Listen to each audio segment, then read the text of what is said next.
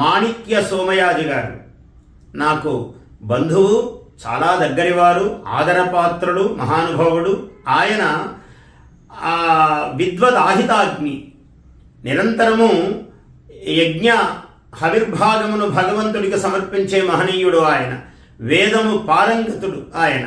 అటువంటి మహానుభావుడు ఆయన బ్రహ్మానంద తీర్థగా తన ఆ ఉత్తర జీవితాన్ని ఆయన ఆశ్రమ స్వీకారం చేశారు.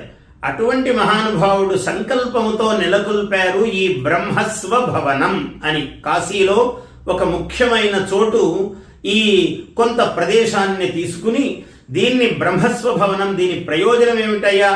ఎవరైనా మహాత్ములు, తపస్సంపన్నులు, బ్రహ్మ విద్యా సంపన్నులు, ఆహితాగ్నులు, నిత్యాగ్నిహోత్రులు, అనుష్ఠానపరులైనటువంటి వారి ఆచారమునకు భంగము లేకుండా, అంటే వారి యొక్క భోజన భాజనములు ఎక్కడ పడితే అక్కడ తినరు అనుష్ఠాన పరాయణులు, అటువంటి వాళ్ళందరికీ సౌకర్యముగా ఉండేటట్లుగా ఇక్కడ ఒక అద్భుతమైన భవనాన్ని నిర్మాణం చేస్తున్నారు. ఎవరి యొక్క అనుగ్రహముతో ఇదంతా చేస్తున్నారు?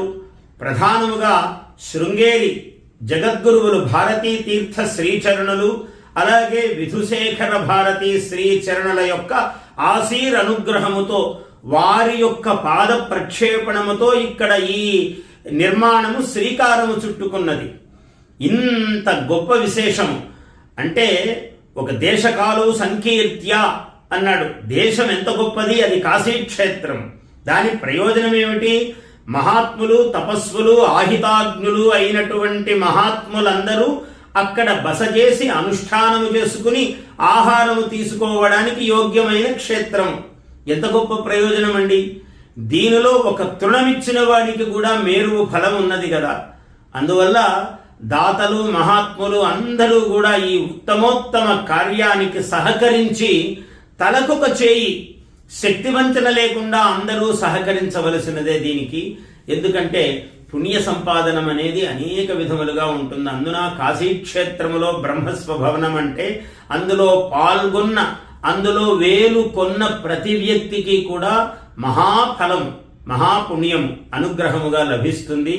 అందువల్ల పరమధర్మము మూర్ధన్యముగా ఉన్నటువంటి ఈ కార్యక్రమానికి అందరూ సహకరించి ధన్యులగుదురుగాక.